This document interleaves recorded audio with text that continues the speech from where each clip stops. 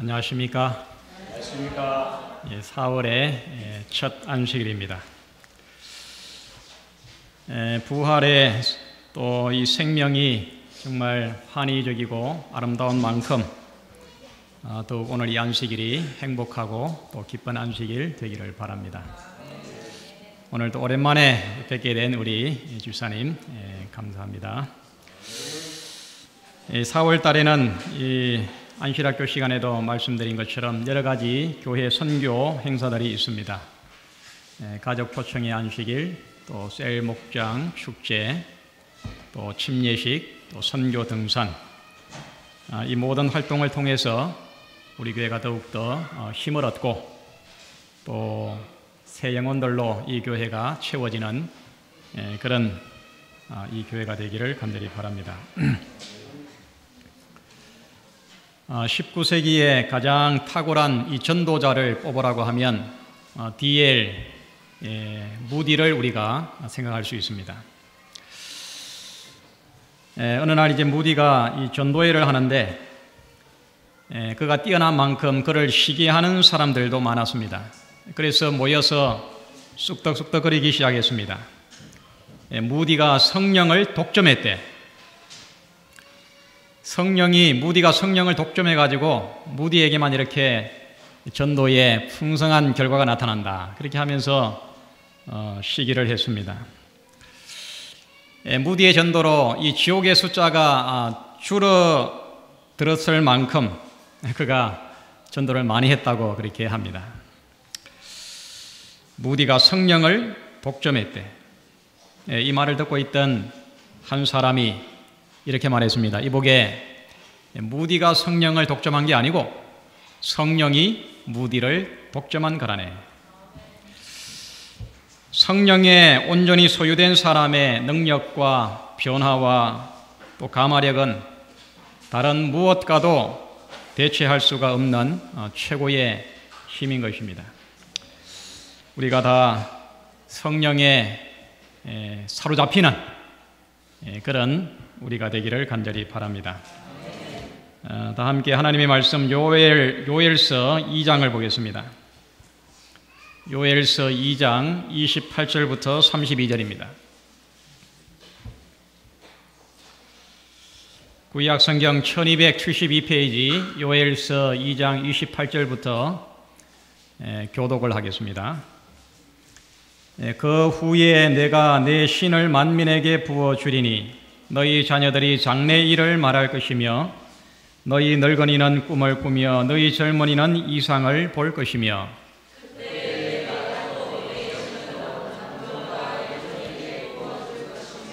내가 이적을 하늘과 땅에 베풀리니 곧 피와 불과 연기 기둥이라.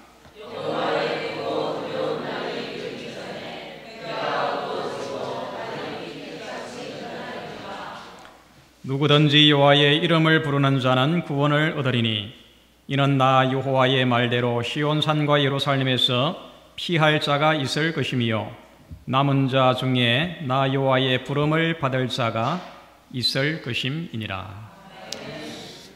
이 요엘서는 BC 한 800년경에 기록된 책입니다. 그러니까 약 한 2800년 전에 기록된 것입니다. 지금부터 이 요엘서의 내용은 이 여호와의 날에 관한 경고입니다. 요엘 당시에 이 메뚜기 재앙이 있었는데, 여러분 오늘날도 저기 아프리카 이런 데 보면 이제 메뚜기가 지나가면은 완전히 하얀 죄밖에 남지 않습니다. 뼈밖에 남지 않습니다.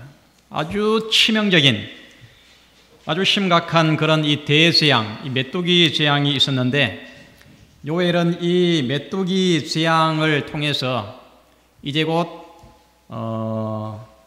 이방의 강한 나라가 침략해 들어와서 이 나라가 큰 재앙을 당하고 멸망을 당하게 될 것을 경고를 하면서 동시에 그는 이 종말론적인 하나님의 마지막 심판을 그가 동시에 경고를 하고 있는 것입니다.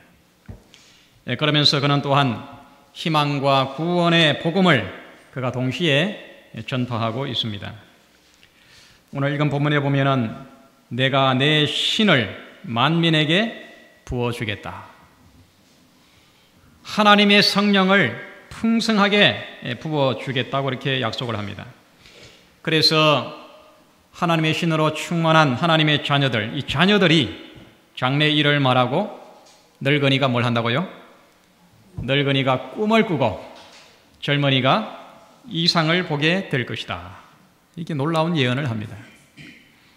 여호와의 크고 두려운 날이 일어나기 전에 해와 달에 아주 초자연적인 그런 징조가 나타나서 시대를 깨워줄 것인데 누구든지 여호와의 이름을 부르는 자는 구원을 얻게 될 것이다. 그렇게 복음을 전합니다. 그리고 그 마지막에 보면은 남은 자에 대한 귀한 약속을 여기에 동시에 말하고 있습니다. 여기 역사의 마지막에 하나님의 신으로 충만한 남은 자손에 대한 약속을 우리가 발견할 수가 있습니다. 온 세상을 향해서 구원의 복음을 증거할 남은 무리가 등장할 것을 희미하게 보증을 하고 있습니다. 사랑하는 성도 여러분, 이 부활의 봄에 4월 이제 첫 안식일에 우리가 오늘 이 본문의 말씀을 통해서 다시 한번 우리의 믿음과 신앙을 성경 말씀의 뿌리에다가 깊이 내리고 우리의 재림 신앙을 든든히 해서 온 세상 끝까지 천하만 백성들을 향해서 구원의 복된 소식을 담대히 외치고 증거하는 그런 우리 성도들 되기를 바랍니다. 3월에 이어서 4월도 재림 신앙의 뿌리를 남은 내용들을 살펴보겠습니다. 우리가 이제 지난 몇 주 동안에 남은 자손의 5대 현대 진리, 여러분 이거는 머리 아주 깊이 새기시기 바랍니다. 첫 번째가 뭐였습니까? 하늘 성소 진리. 그 다음에 두 번째 안식일 진리. 세 번째 예언의 신. 네 번째 영혼 멸절. 마지막 다섯 번째 재림입니다. 오늘은 예언의 신에 대해서 보겠습니다.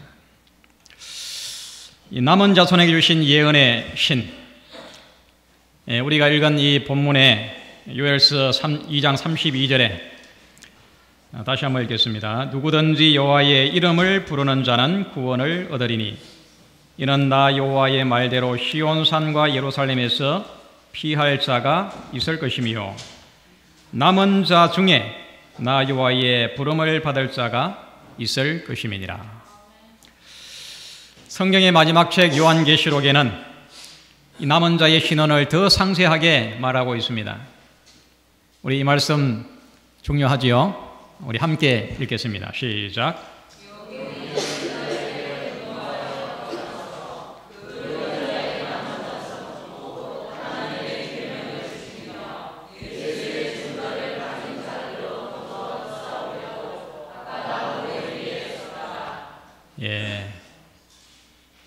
이 세상의 역사는 선과 악, 하나님과 사단 사이의 치열한 싸움입니다. 선과 악의 대쟁투의 역사인데 특별히 이 역사의 마지막, 이제 하나님의 이 구속사가 거의 완성되려고 하는 이 역사의 이 종말 마지막에 이 사단의 분노는 극에 달해가지고 그가 하나님의 구속을 방해하고 또 사람들로 구원을 얻지 못하도록 하기 위해서 그가 할 수 있는 모든 계략과 거짓과 속임을 그가 다 합니다. 이제 그가 최후의 그의 전투를 그가 준비하면서 용은 성경에서 사단을 가리킵니다. 그리고 여자는 하나님의 교회를 가리키는데 이제 하나님의 그 교회를 그가 집어삼키기 위해서 그에게 가보니까 이미 교회, 이 땅에 있는 교회도 하나님의 참된 진리와 복음에서 이렇게 떠나 있는 것입니다. 그래서 그가 그의 이 싸움을 그 뒤에 있는 말씀처럼 여자의 남은 자손, 교회 중에 교회, 참된 하나님의 남은 자손, 그들에게로 그의 진노, 그의 분노가 향하는데 그들의 신원을 여기에서 이렇게 정확하게 말합니다. 곧 하나님의 계명을 지키며 하나님께서 주신 10가지 계명을 도덕적인 표준으로 받아들이고 그것을 그대로 순종하며 따라가는 자들을 여자의 남은 자손이라 그렇게 말하고 있습니다. 또 하나의 증거가 있는데 예수의 증거를 가진 자들로 더불어 싸우려고 바다 모래 위에 섰더라. 예수의 증거를 가진 자가 여자의 남은 자손이라고 그렇게 분명히 말하고 있습니다. 그럼 여기 예수의 증거가 뭘까요? 요한계시록 19장 10절에 내가 그 발 앞에 엎드려 경배하려 하니 그가 나더러 말하기를 나는 너와 및 예수의 증거를 받은 내 형제들과 같이 된 종이니 삼가 그리하지 말고 오직 하나님께 경배하라. 예수의 증거는 대언의 영이라 하더라. 남은 자손의 두 가지 중요한 신원 가운데 두 번째 예수의 증거를 가진 자, 곧 그 예수의 증거가 여기에서는 대언의 영이라 그렇게 말씀하고 있습니다. 여러분 이것을 잘 깨닫고 이해하시기 바랍니다. 여러분 이 19세기에 1840년경에 이 재림운동의 그 쓰라린 실망과 또 재림교회가 모습을 갖추기까지의 과정은 정말 힘든 고난의 시간이었습니다. 1844년 이 대실망으로 재림운동의 실망으로 많은 사람들이 예수님을 떠나갔습니다. 기다렸던 예수님이 오시지 않자 그들이 믿음을 버리고 세상으로 나가버렸어요. 또 일부의 사람들은 광신주의로 나갔습니다. 그래서 또다시 시기를 정하고 그래서 굉장히 아주 혼란했습니다. 그래서 1863년에 재림운동 이후 약 한 20여 년 동안 1863년에 정식으로 이 땅에 제7안식일 예수 재림교회가 조직되기까지 거의 한 20년 동안 시련과 정말 극심한 고난의 기간을 보냈습니다. 이렇게 초기에 재림교회의 지도자들은 그렇게 힘들고 어려운 기간을 지나면서 그들을 하나로 묶어준 두 가지 큰 힘이 있었습니다.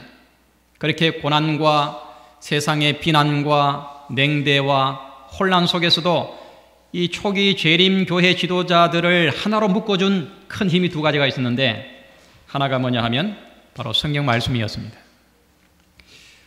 그들은 성경을 연구해서 예수님께서 재림할 걸로 믿었는데 예수님이 재림하지 않자 다시 그들은 성경으로 들어갔어요. 실망에 예수님이 오시지 않는 이유가 뭔가? 무엇이 잘못됐는가?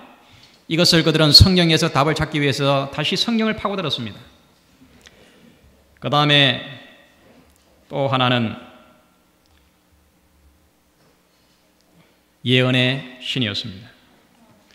그들이 성경으로 돌아가서 진지하게 성령의 지혜와 도움을 구하면서 성경을 연구했을 때에 하나님의 특별한 계시가 그들에게 임했습니다. 이 첫 번째 계시가 1844년 10월 22일 대실망이 있은 이후에 약 한 두 달이 지나서 12월 달에 미국의 남포틀랜드의 헤인즈라고 하는 가정에서 신실한 이 5명의 여인들이 아침 예배를 드리고 있었습니다. 그때에 이 하몬이라고 하는 젊은 여청년에게 하나님의 영이 임했습니다. 그러자 그는 호흡이 끊어졌고 그를 바라보던 그 함께 예배드리던 여인들은 그가 죽은 줄로 알았어요. 그러나 죽은 것이 아니라 하나님의 계시를 보고 있었습니다. 그때에 본 그의 첫 계시가 좁은 길을 향해서 가는 남은 자손의 여정이었습니다. 소수의 무리가 아주 가파른 이 산을 향해서 나와 있는 그런 좁은 길을 향해 가지고 순례길을 가는 이런 계시를 봤습니다. 그때 이 하몬의 나이가 몇 살이냐 하면은 17살이었습니다. 17살. 이 계시를 받은 후 일주일 후에 또다시 두 번째 계시가 임했습니다. 이 기별을 전하라고 하는 것입니다. 받은 계시를 전하라. 그러면서 이제 이것을 할 때에 여러 많은 반대와 시련에 부딪히게 될 것도 말씀해 주셨습니다. 이 어린 하몬은 그가 이렇게 어떤 하나님의 계시를 받고 이것을 전하는데 상당히 여러 가지 많은 반대와 어려움이 있다는 것을 그가 알고 망설였습니다. 또 그의 건강이 여의치 않았기 때문에 굉장히 두려워했습니다. 그리고 그가 제일 두려워했던 것은 건강도 물론 약했지만은 내가 이 일로 인해서 혹시나 교만하게 되지 않을까? 그래서 내가 하나님을 떠나지 않을까? 이것을 두려워했어요. 그런 계시 이후에 세 번째 계시가 임했습니다.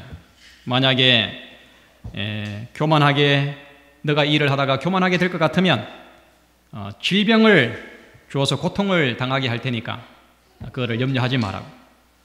이와 같은 세 번째 계시가 주어진 이후에 하몬이 그 하나님의 부름을 그가 받아들이고 이 선지자의 사역을 감당하게 됐습니다. 과정을 잠시 말씀드리면 1844년 12월에 첫 계시, 대실망 이후에 두 달 후에 하늘로 가는 이 좁은 무리의 남은 무리의 이 여정을 보여준 이후에 1845년 2월 달에 성소에 관한 계시를 보여주셨습니다.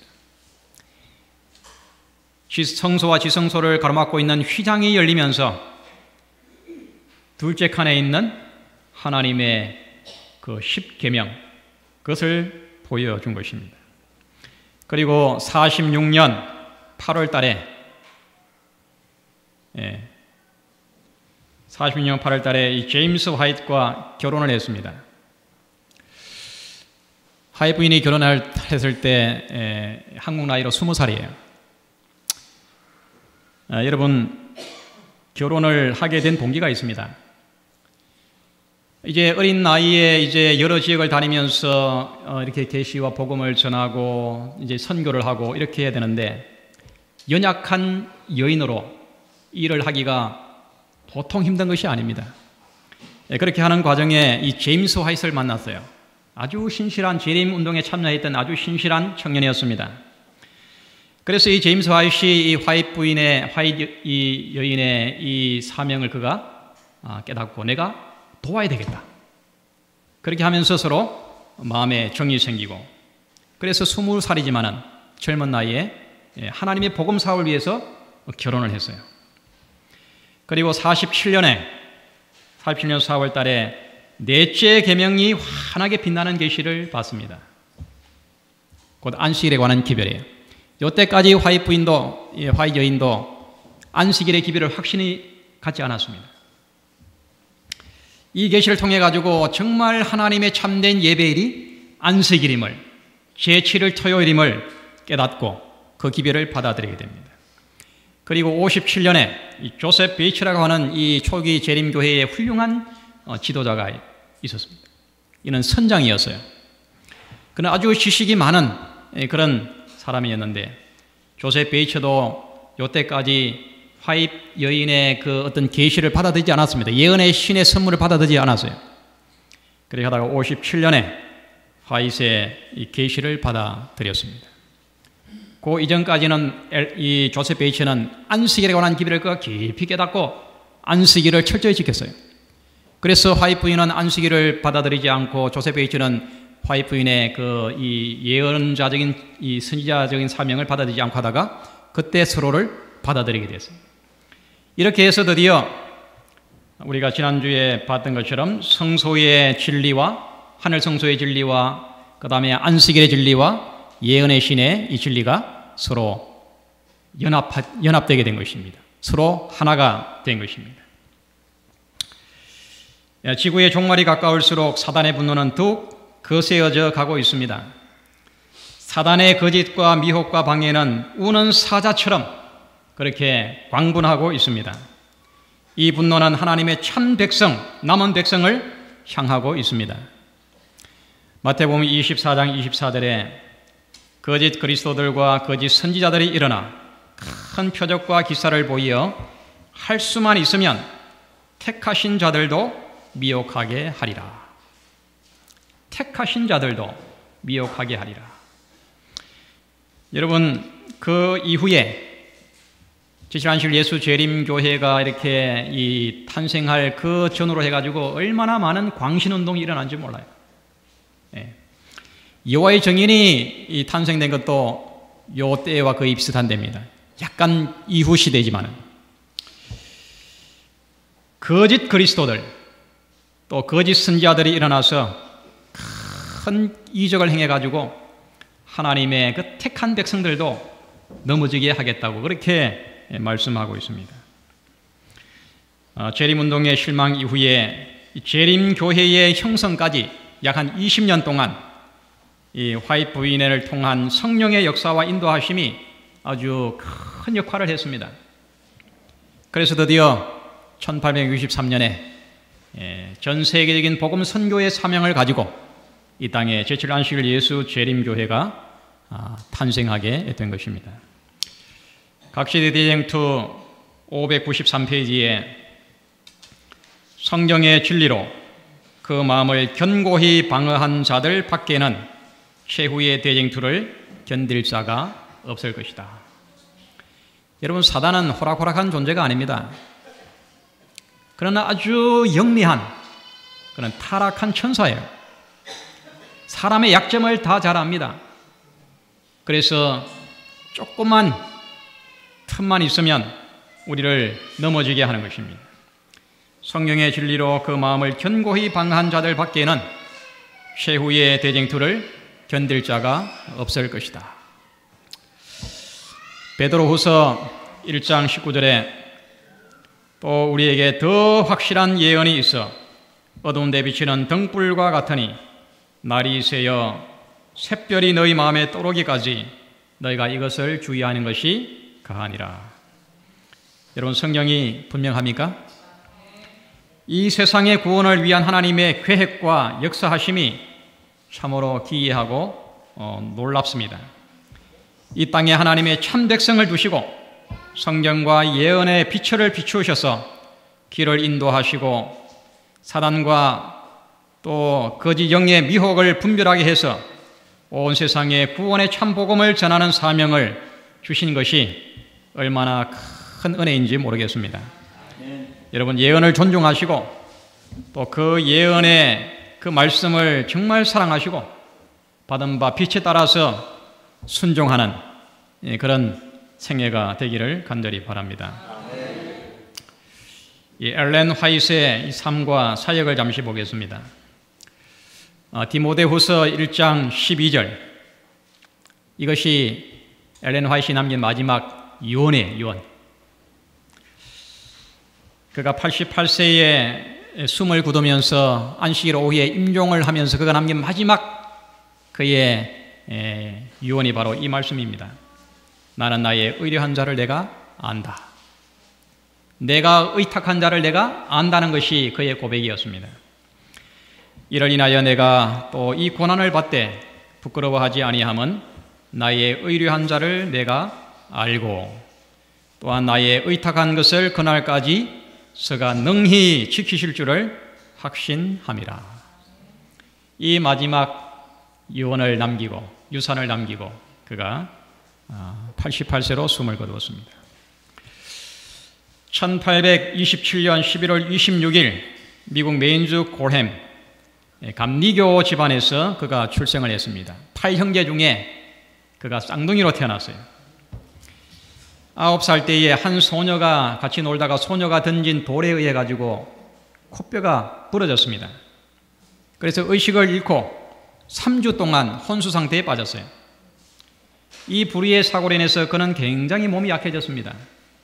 그래서 3년간의 초등학교 교육 이후에 정식적인 교육을 받을 수 없을 만큼 아주 몸이 약했습니다. 1840년대에 40년에 이 재림 기별을 받아들이고 그도 재림 운동에 동참을 했습니다. 그리고 40년 12월에 첫 계시를 받고 46년에 제임스 화이트와 결혼을 하고 1915년 7월 25일 사망하기까지 88세로 사망하기까지 그는 70여 년 동안 내가 녹서로 없어지기보다는 따라서 없어지겠다. 이것이 그의 인생의 좌우명이었어요. 그의 좌우명처럼 그는 헌신적으로 하나님께 충성하며 성실과 겸손으로 전 세계에 복음을 전했습니다. 그는 거의 한 70여 년 동안에 한 2,000번의 계시를, 크고 작은 2,000번의 계시를 그가 받았고, 그가 그 계시를 통해서 저술한 그 저술은 약 한 10만 페이지에 달할 만큼 방대한 양이었습니다. 10만 페이지의 계시의 내용을 기록을 했습니다. 병약한 가운데서도 전 세계를 무대로 선교 활동을 활발하게 펼쳤습니다. 미국에서 유럽에서 또 호주로 이렇게 전 세계를 무대로 선교 활동을 펼쳤습니다. 그는 심장병, 중풍, 류마티스 관절염, 온갖 무서운 질병과 투쟁하면서 그때그때마다 하나님 주시는 힘과 치료의 은혜를 통해서 그가 설교를 하고 백성들을 깨우고 또 진리를 전했습니다. 무엇보다도 그는 아주 겸손한 신앙인이었습니다. 그는 자기 자신을 가리켜서 한 번도 내가 선지자라고 말한 적이 한 번도 없어요. 그는 하나님의 사자라 이런 표현을 좋아했습니다. 그리고 남편과 함께 한 자리에서는 언제나 남편에게 설교를 하도록 양보하는 아주 현숙한 아내였습니다. 그리고 이웃에 대해서는 아주 다정하고 친절했고 낙천적이고 온유한 믿음을 가진 그런 신앙인이었습니다. 예언의 신을 그가 받은 계시를 통해서 기록한 이 예언의 선물, 이 예언의 신을 잠깐 분류해 보면 크게 8가지로 분류할 수 있습니다. 첫 번째는 이 저자에 관한 책이에요. 여러분, 이 예언의 신에 대해서 확실한 믿음을 가지고 또 이 예언의 신을 잘 이해하려고 하면 여러분 하이프인의 자서전을 꼭 한번 읽어보시기 바랍니다. 자서전. 그가 얼마나 하나님을 사랑하고 복음 전도를 위해서 얼마나 정말 헌신하고 애썼는지. 그 다음에 이제 두 번째는 이 대쟁투 총서입니다. 부조와 선지자, 그 다음에 선지자와 왕, 시대의 소망, 또 각 시대 대쟁투, 이 10권으로 되어 있는 이 대쟁투 총서는 정말 위대한 걸작이에요. 하이프인이 하나님의 이 구속의 사역을 처음부터 마지막까지 쫙 기록하려고 이렇게 계획을 하고 이렇게 시작을 했을 때 사단이 그를 공격했습니다. 이 대쟁투 총서를 완성하기까지 거의 한 서너 차례 아주 치명적인 사단의 공격을 받아가지고 거의 마비가 되고 더 이상 이렇게 활동할 수 없을 만큼 큰 어려움을 당했습니다. 그때마다 하나님께서 힘을 주셔가지고 다시 기록을 하고 활동할 수 있도록 그렇게 해주셨습니다. 여러분, 저 뒤에 우리 이 책꽂이에 이 대쟁투 총서 이렇게 비치되어 있는 두 줄이 있는데 혹시 책이 없으시면 이게 빌려가 보시기도 하지만 가능하면 이 책을 여러분 구입하셔가지고 내 것을 가지고 정말 메모해가면서 그 책을 한 번만 볼 것이 아니고 두고두고 참조하시고 그렇게 하시기 바랍니다. 특별히 대쟁투 총서는 필히 여러분 꼭 읽어보셔야 됩니다. 그 다음에 세 번째는 이 교회 사역에 관한 책입니다. 이 교회 정언 1권부터 9권까지 화이트인의 이 기록한 책을 크게 이게 어떤 근원을 두 개로 뽑으라면 이 대쟁투 총서 10권과 교회 정언 1권부터 9권이에요. 아주 방대한 양입니다. 저는 개인적으로 지금 이 교회 정언 지금 5권을 읽고 있는데 한 권이 한 700~800페이지 됩니다. 이것이 이제 9권까지 있는데 제가 이제 6권부터 나머지 책을 이제 읽으려고 계획하고 있는데 정말 아주 중요한 그런 내용들이 속에 들어 있습니다. 교회 정언 1권부터 9권까지 중에 아주 중요한 것을 간추려서 뽑아놓은 것이 가려 뽑은 기별 1권부터 3권이에요. 그리고 또 중요한 것을 간추려 놓은 것이 정언보감 1권부터 3권입니다. 그래서 1권부터 9권까지 교회 정언을 다 읽지 못하시는 분은 우선적으로 요 가려 뽑은 기별과 정언복음을 먼저 읽으시면 중요한 내용이 그 속에 다 들어있습니다. 그 다음에 목회에 관한 책입니다. 목사와 복음 교사와 복음 사역자에게 보내는 권면, 그 다음에 복음 사역자. 정말 아주 감동적인 책입니다. 그 다음에 선교에 관한 책입니다. 복음 전도, 그리스도인 선교 봉사, 구호 봉사, 문서 전도 봉사. 그 다음에 역사와 교리에 관한 책, 초기 문지, 마지막 날 사건들, 설교 1권, 2권, 정로의 계단, 산상보훈, 실물교훈, 안식학교의 사업에 관한 권면, 살아남는 이들, 성화된 생애, 인류의 빛, 또 안식학교 사업에 관한 권면. 이게 역사와 교리에 관한 책이에요. 그 다음에 교육과 가정에 관한 책입니다. 가정과 건강, 청년에게 보내는 기별, 세자녀 지도법, 또 재림 신도의 가정, 교육, 부모와 교사와 학생에게 보내는 권면. 여러분, 이 교육하고 가정에 관한 이 내용들은 정말 중요합니다. 오늘날 이 시대는 가정의 위기예요. 교육의 위기입니다. 그래서 우리가 정말 이 평안하고 행복한 가정을 이루고 자녀들을 믿음 안에서 잘 이렇게 양육하고 교육하기 위해서는 이 책이 교과서가 되어야 됩니다. 저는 이 예언의 신 가운데 제일 먼저 제가 본 책이 바로 이 청년에게 보내는 기별이에요. 고등학교 때 이 책을 읽으면서 얼마나 마음에 귀한 감동을 받았는지 모릅니다. 우리 작년, 재작년에 우리 청년들 안식일 오후에 이 책 다 봤지 않습니까? 청년에게 보내는 기별. 그 다음에 이제 8번째로 건강에 관한 책입니다. 음식물에 관한 권면, 그 다음에 절제생활, 그 다음에 치료봉사. 정말 중요한 책이에요. 다방면에 걸쳐서 우리가 어떻게 하나님을 믿고 어떻게 복음을 전하고 어떻게 재림을 준비해야 되는지 정말 상세하게 우리들에게 잘 가르쳐 주셨습니다. 이런 올해에 우리 연합회 예언의 신부가 지정한 지정도서 3권 읽고 계시죠? 기도에 관한 책, 기도, 도시선교, 그 다음에 구원의 빛. 우리 김수정 자매가 각 셀 목장별로 이렇게 기정을 했는데 지금 돌아가면서 보고 있을 것입니다. 저도 이 기도 책을 지금 읽고 있습니다. 얼마나 아주 감동적인지요.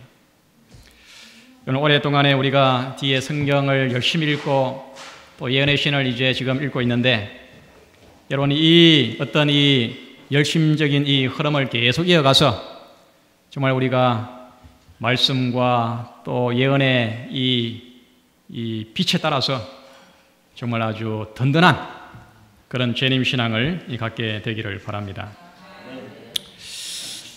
말씀의 능력입니다. 요엘서 2장 28절에 그 후에 내가 내 신을 만민에게 부어 주리니 너희 자녀들이 장래일을 말할 것이며 늙은이가 꿈을 꾸며 젊은이가 이상을 볼 것이며 하나님의 신이 임하고 하나님의 말씀이 임할 때 이와 같은 놀라운 일이 일어날 것을 여기에 예언하고 있습니다. 여러분, 자녀들이, 어린 아이들이 장래일을 말한다. 여러분, 이거 세상 교육에서 얻을 수 없는 것입니다. 여러분, 이 철부지 아이들이 어떤 먼 미래에 대한 장래를 이야기한다는 것은 하나님의 영이 아니고는 안 되는 것입니다. 여러분, 늙은이가 뭐 한다고요?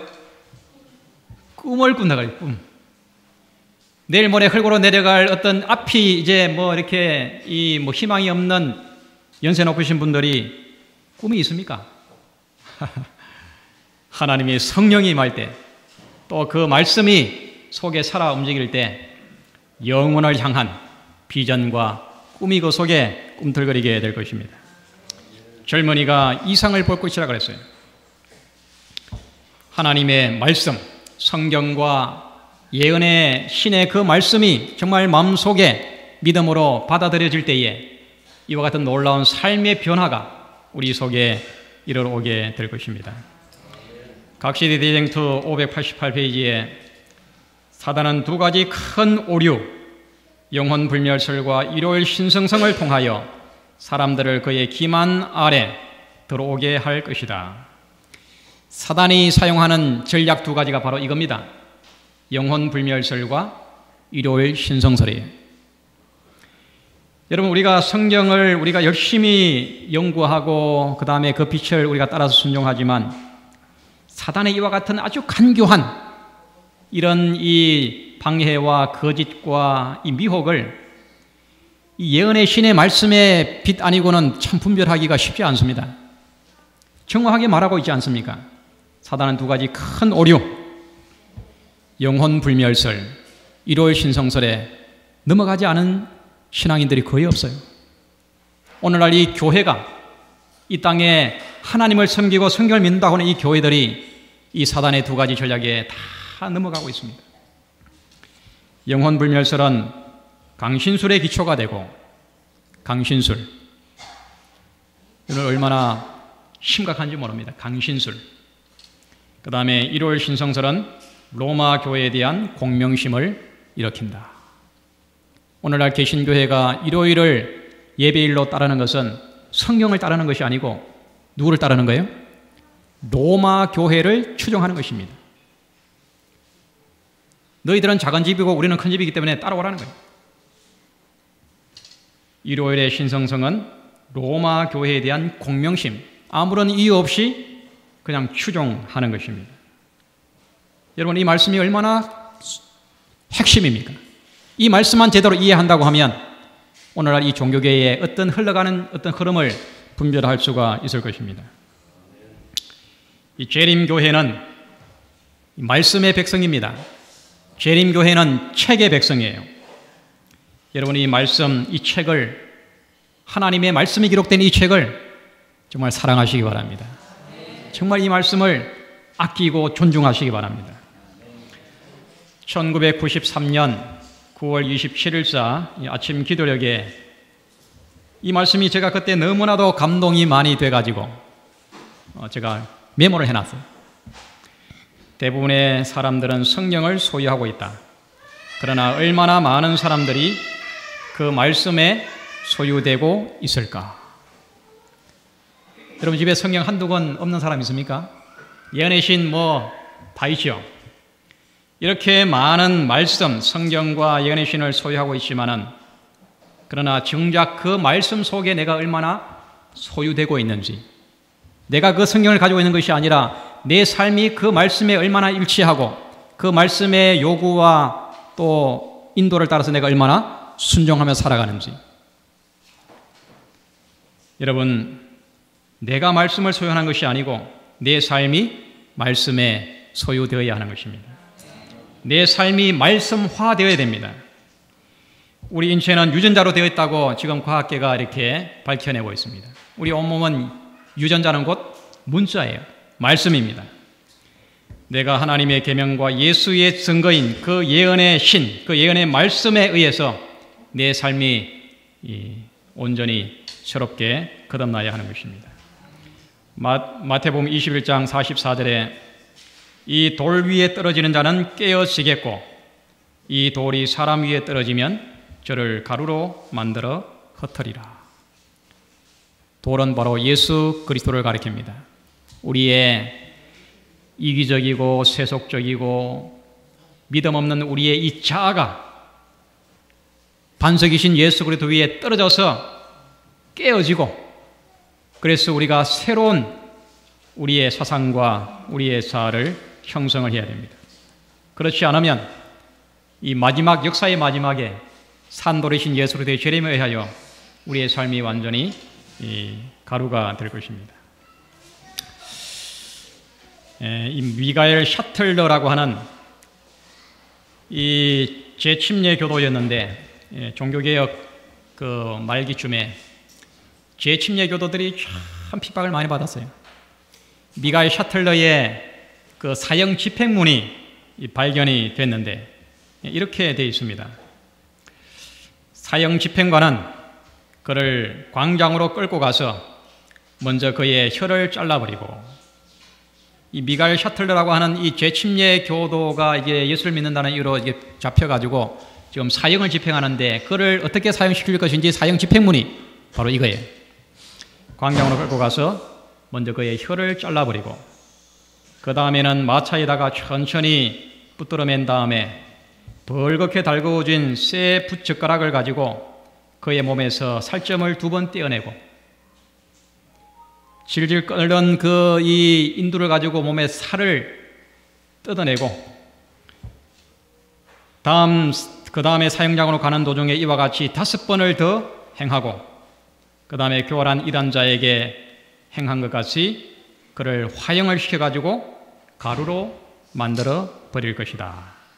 이것이 그에게 내린 사형 집행문이에요. 끔찍하지 않습니까? 그가 이런 이 극심한 정말 견디기 힘든 이런 고통 가운데 그가 자기의 믿음을 변호합니다. 전능하시고 영원하신 하나님, 당신은 길이시며 진리이십니다. 나는 오늘